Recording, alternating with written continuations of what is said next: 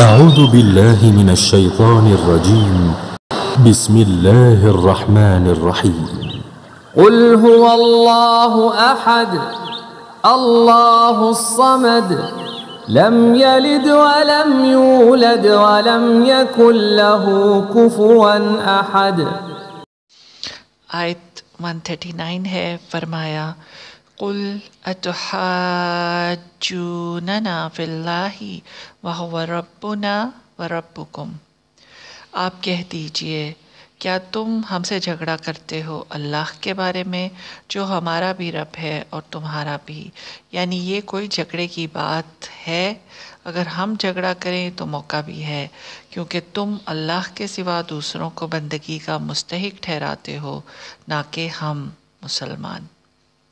یہاں پر نبی پاک صلی اللہ علیہ وسلم سے خطاب ہے اور ساتھ ساتھ تمام مسلمانوں سے بھی، اور ان کو حکم دیا جا رہا ہے، ہمیں حکم دیا جا رہا ہے کہ یہ بات کہہ دی جائے۔ بہرحال اپنے اعمال کے تم ذمہ دار ہو اور ہم اپنے اعمال کے ذمہ دار ہیں۔ ہم نے اپنی اطاعت، بندگی، پرستش کو اللہ تعالیٰ کے لیے خالص کر لیا ہے۔ اگر تم بھی یہ بات مان لو تو جھگڑا بھی ختم اور تمہارا انجام بھی اچھا ہوگا۔ یہ سب ہم سے کہلوایا جا رہا ہے تو دیکھنا ہے سب سے پہلے کہ کیا ہم اس سب کو سمجھتے بھی ہیں۔ تعریف الفرقان سے آ رہا ہے کہ یہاں دو جماعتوں کے اعمال کا موازنہ کیا جا رہا ہے، یعنی یہودی اور عیسائی اپنے غلط عقیدوں اور برے اعمال پر خوش ہیں، اس فریب میں مبتلا ہیں کہ وہ حق پر ہیں، مسلمان باطل پر ہیں۔ تو بیک وقت تمام بد عقیدہ اہل کتاب اور منکران حق سے کہا گیا ہے کہ اللہ کے بارے میں حق سے تکرار مت کرو، حجتیں کرنے سے باز آ جاؤ، وہ ہمارا بھی رب ہے اور تمہارا بھی رب ہے، ہم سب کو ایک دن اس کے سامنے حاضر ہو کر جواب دہ ہونا ہے، ہر ایک کا نامہ اعمال اس کے سامنے پیش کر دیا جائے گا۔ ہمارا دین، ایمان، ہماری عبادت، بندگی، ہمارا سونا جاگنا، ہمارا اٹھنا بیٹھنا خالصتاً اللہ رب العالمین کے لیے ہے۔ دینی سطح پر ہمارا سوائے اللہ تعالیٰ کے کسی دوسرے سے کوئی تعلق نہیں ہے۔ آپ صلی اللہ علیہ وسلم کو یہ حکم ہے، اور پھر صحابہ کرام رضوان اللہ علیہم اجمعین کو، اور اب ہمارے لیے بھی یہ حکم ہے۔ ابن کثیر سے آتا ہے یعنی ہم کو ہمارے اعمال کا بدلہ ملے گا اور تم کو تمہارے اعمال کا، ہم تم سے بری الذمہ ہیں اور تم ہم سے بری ہو، ہم خالص اللہ کی عبادت کرنے والے ہیں، اسی کی طرف متوجہ ہونے والے ہیں، تم ہم سے اسی لیے جھگڑا کرتے ہو کہ ہم توحید کے ماننے والے، اسی کی اطاعت کرنے والے، اس کے منع کردہ امور سے اجتناب کرنے والے ہیں۔ اب یہ دیکھیے کہ یہ ایسے ہی ہوتا ہے کہ جب کسی کو حکم پر چلنے کا کہا جائے اللہ تعالیٰ کے فرمان پر، تو وہ کیا کرتا ہے، وہ دشمن ہو جاتا ہے اس انسان کا۔ اطاعت کرنے والوں سے تم جھگڑتے ہو، حالانکہ وہی ہمارا رب بھی ہے اور وہی تمہارا رب بھی ہے، ہم پر اور تم پر صرف اسی کا اختیار ہے، صرف وہی اس بات کا مستحق ہے کہ اسی وحدہ لا شریک کو خالص اور ایک معبود مانا جائے۔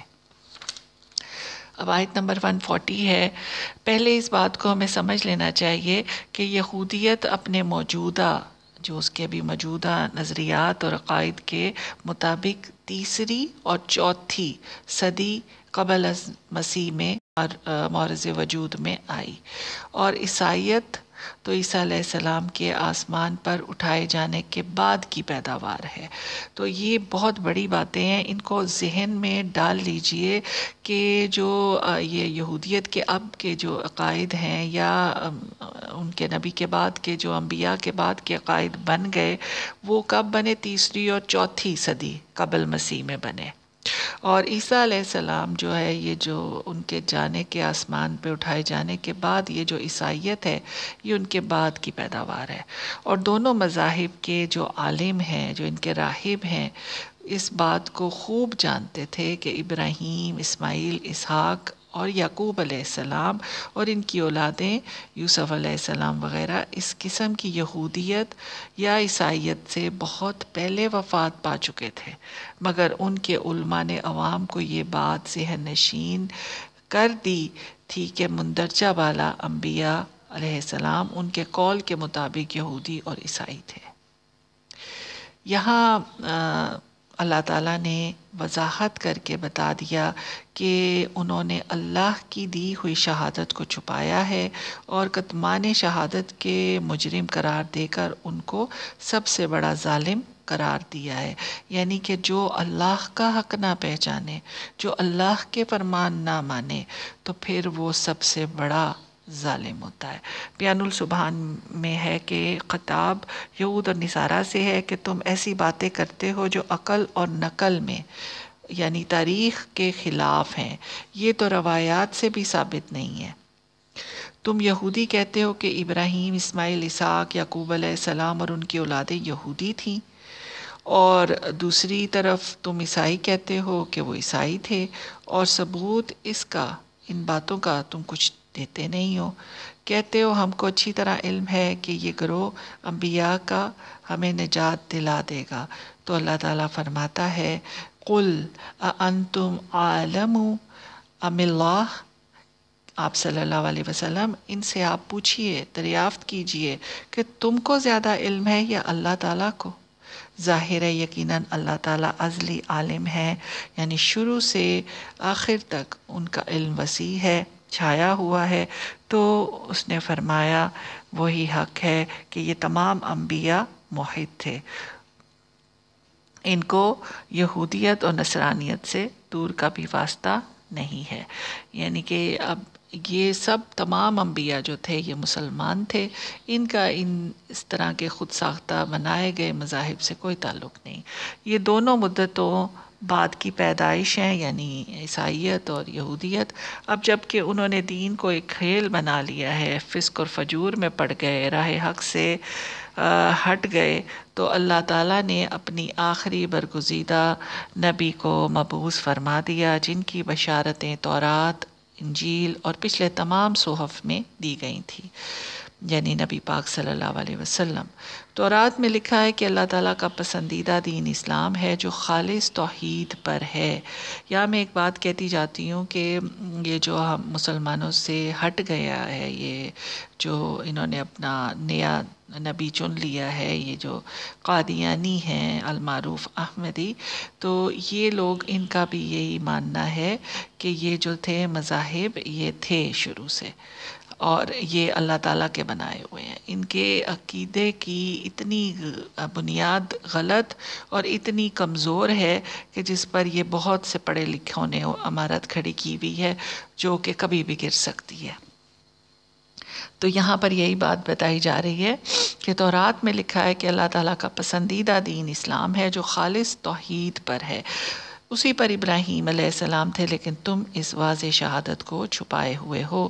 تو کون اس سے بڑھ کر ظالم ہو سکتا ہے جس کے پاس اللہ تعالیٰ کی طرف سے شہادت آئی ہو اور وہ موجود ہو اس کے پاس اور اسے وہ چھپائے۔ اس بات پر ناز نہ کرنا کہ مذکورہ انبیاء علیہ السلام تم کو عذاب سے بچا لیں گے، یعنی کہ ان کو، یہود اور نصارہ کو، کیونکہ اللہ تعالیٰ تمہارے کرتوتوں سے بے خبر یا غافل نہیں ہے، تمہارے اعمال کی ضرور سزا دے گا۔ درس قرآن سے ہے کہ اے اہل کتاب، اللہ تعالیٰ تمہارے کیے ہوئے سے بے خبر نہیں ہے۔ تورات اور انجیل میں واضح بشارتیں بیان ہو چکی جن کو تم چھپاتے ہو، ایسی شہادت کو چھپاتے ہو جو ایسے برگزیدہ عظیم الشان رسول کے متعلق ہیں جن کے اتباع میں حصول نجات موقوف ہے، یعنی ان کی جو اتباع کرے گا، ان کی پیروی جو کرے گا نبی پاک صلی اللہ علیہ وآلہ وسلم کی، جو سید المرسلین ہیں، خاتم النبیین ہیں، جن کی رسالت تمام انسانوں اور جنات کی طرف ہے اور جن کی رسالت کے اقرار کا ہر شخص مکلف ہے، یعنی یہ اس کو کرنی پڑے گی، نہیں تو اس کی بخشش نہیں ہے۔ تم جو نبی آخر الزمان صلی اللہ علیہ وآلہ وسلم کے متعلق شہادتیں چھپاتے ہو، تورات اور انجیل میں تحریف کرتے ہو، سب اللہ کی نظر میں ہے۔ وہ خوب دیکھتا، خوب سنتا، خوب جانتا ہے۔ ان اعمال بد کی ضرور سزا پا کر رہو گے تم سب۔ آیت 141 ہے، ارشاد الہی ہے، اور یہ ہماری الحمدللہ پارہ جو 1 ہے اس کی آخری آیت ہے سو فار، لیکن ابھی سورہ بقرہ جو ہے وہ ابھی جاری ہے۔ ارشاد الہی ہے، تلک امت خلت، یہ ایک امت تھی جو گزر گئی، ان کے لیے وہ جو انہوں نے کیا اور تمہارے لیے وہ جو تم کرو گے، اور تم سے ان کے کیے ہوئے کی پوچھ گچھ نہیں ہوگی۔ یعنی اے یہود اور نصارہ، وہ جو انبیاء علیہ السلام کی جماعت تھی، اب تمہارا ان سے کوئی تعلق نہیں رہا، کیونکہ تم تو ان کے فالوور ہی نہیں ہو۔ تم نے تو اپنے علماء، اپنے راہبوں کے بنائے ہوئے دین کو اپنا لیا ہے اور تحریفیں کر لی ہیں۔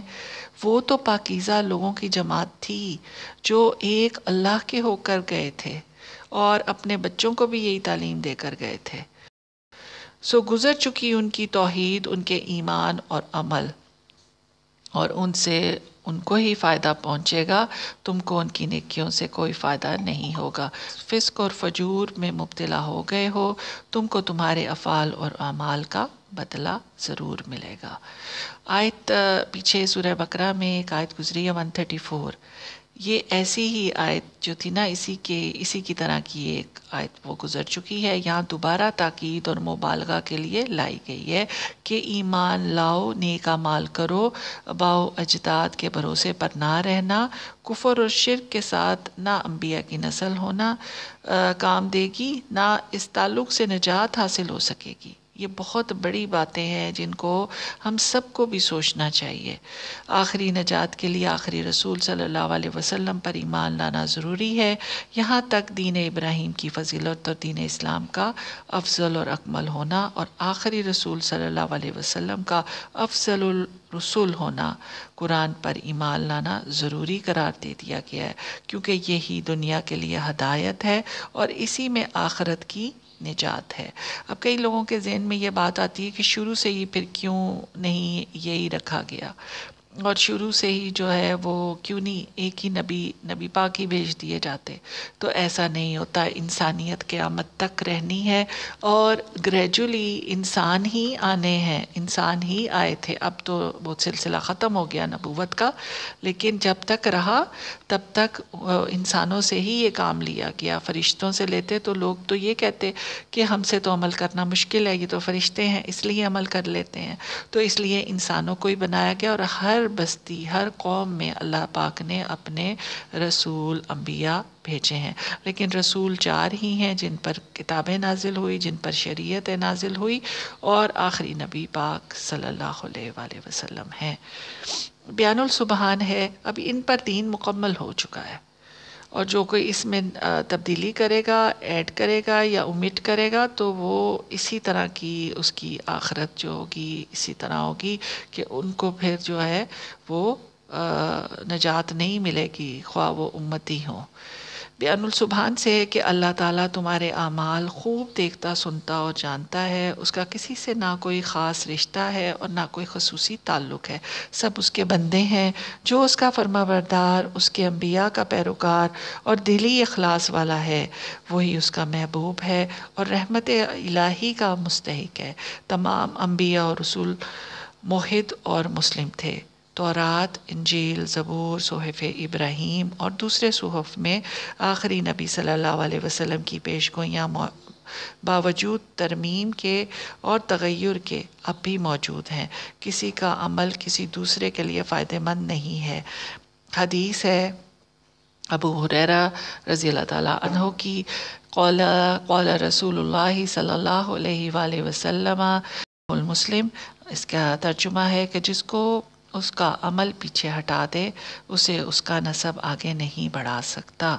یہ ایک بہت بڑی بات ہے۔ اس حدیث کو ہمیں ازبر کر لینا چاہیے، یاد کر لینا چاہیے.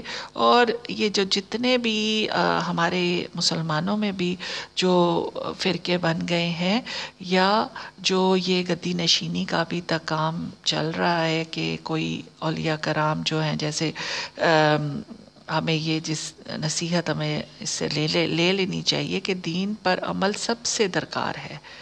یہ نہیں ہو سکتا کہ گھر کے ایک فرد کا متقی ہونا پورے گھر کے لیے کافی ہو.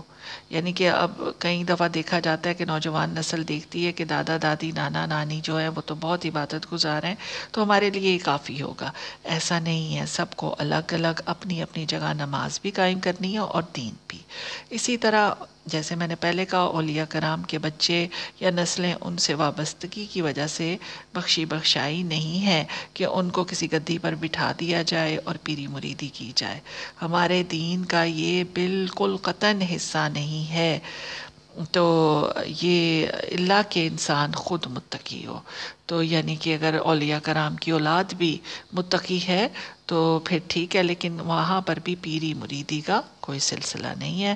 ہمارے نبی پاک صلی اللہ علیہ وسلم کی شریعت ہے، جس کو ہم اگر مسلم امت بھی فالو کریں گے نا تو ہی بخشے جائیں گے. ورنہ کسی امام کے پیچھے لگ کر یا فرقوں کے پیچھے لگ کر اگر ہم چلتے ہیں تو اس میں بہت سی خرابیوں کا باعث ہو سکتا ہے یہ کام، تو اس سے بچنا چاہیے. تعریف الفرقان سے ہے کہ خطاب یہود اور نصارہ ہی سے ہے کہ اگر اس دین اسلام پر ایمان لاتے تو نہ لاؤ، مگر یہ یاد رکھو کہ ابراہیم علیہ السلام سے عیسیٰ علیہ السلام تک جتنے انبیاء اور رسول آئے ہیں وہ سب مسلم تھے. ان کے اعمال میں تمہارا کوئی حصہ نہیں ہے، تمہارا فیصلہ تمہارے عمل پر ہوگا.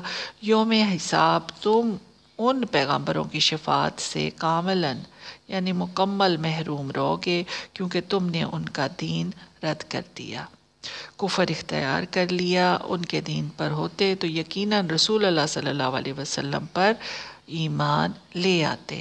یہ آیت انہی الفاظ کے ساتھ 134 میں گزر چکی ہے. میں نے جیسے پہلے بتایا اس میں مخاطب صرف اس میں جو تھے وہ مخاطب صرف یہودی تھے، مگر اس جگہ یہودی، عیسائی اور مسلمان سبھی مخاطب ہیں. اس میں مزید تنبیہ اور تاکید ہے کہ آخرت کی نجات کے لیے انبیاء اور صالحین پر بھروسہ کرنا بالکل بیکار ہے. ہر ایک اپنے اعمال کے لیے خود جواب دہ ہوگا اور خود ہی اس کی سزا بھگتے گا. وہاں کوئی سفارشی ان کے کام نہ آئے گا. سورہ فاطر میں ہے وَلَا تَزِرُ وَازِرَةٌ وِزْرَ أُخْرَى، یہ آیت نمبر 18 ہے. نہ کوئی بوجھ اٹھائے گا بوجھ دوسرے کا، یعنی کوئی بوجھ اٹھانے والا کسی دوسرے کا بوجھ نہیں اٹھائے گا. بعض بزرگوں نے فرمایا اخلاص ایسا عمل ہے، اور یہ بڑی بہترین بات ہے کہ اخلاص ایسا عمل ہے نہ فرشتے پہچان سکتے ہیں نہ شیطان. یہ بندے اور اللہ تعالیٰ کے درمیان ایک راز ہے.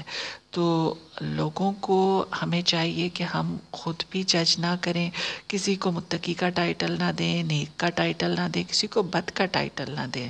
لیکن ہاں ایک نشانی ہے، وہ کیا ہے؟ الاعمال بالنیات، کہ انسان کے اعمال اس کی نیت کا پتہ دیتے ہیں. اگر ہمارے اعمال جو ظاہر ہیں وہ دین کے مطابق نہیں ہیں، شریعت کے مطابق نہیں ہیں، تو ہمیں خود سوچنا چاہیے کہ پھر ہماری نیتیں بھی کیا ہیں. تو اس پر خوب غور کرے. ایک عورت جب اسلام کو لے کر چلتی ہے تو وہ ظاہر ہوتا ہے. وآخر دعوانا الحمدللہ رب العالمین. بسم اللہ الرحمن الرحیم. قل اعوذ برب الناس ملک الناس الہ الناس من شر الوسواس الخناس الذي يوسوس في صدور الناس من الجنة والناس.